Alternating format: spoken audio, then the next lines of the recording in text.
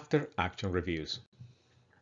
The after action review is a simple process used by a project that enables the team to learn from themselves what happened, why it happened, what went well, what needs improvement, and what lessons can be learned from the experience. The spirit of an AAR is one of openness and learning. It's not about problem fixing or allocating blame. The goal of an AAR is to improve future performance. It's an opportunity for a team to reflect on a project cycle, a milestone, an event, or a significant output, and identify improvements so they can do better the next time. In adaptive project management, the AAR can be used after the completion of a cycle and identify the improvements that can be applied in the next cycle. An AAR is a form of a group reflection.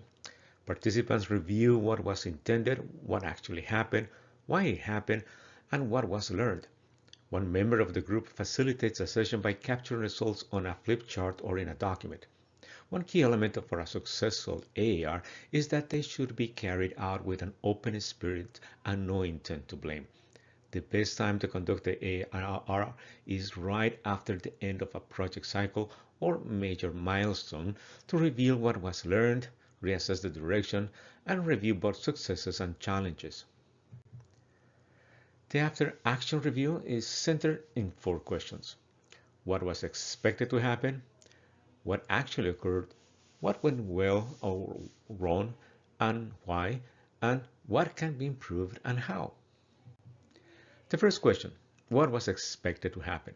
It starts by asking the project team what they were originally set out to do. The question can be specific to the completion of a specific milestone or delivery. In this step, the project manager can review what was the original plan and the original estimates. The point is to make clear that what were the original objectives. Questions that can help in this step include what was the purpose and the objectives, what was the initial timeline, who was involved, what outcomes and outputs were intended, and what assumptions and risks were expected.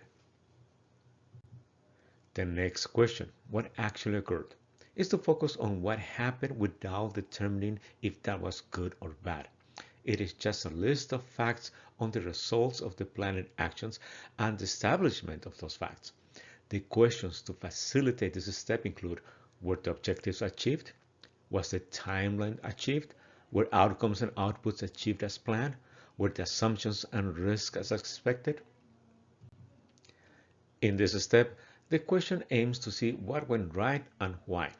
Questions to ask include, what helped achieve the objective? What went really well? What conditions changed that were positive for the project?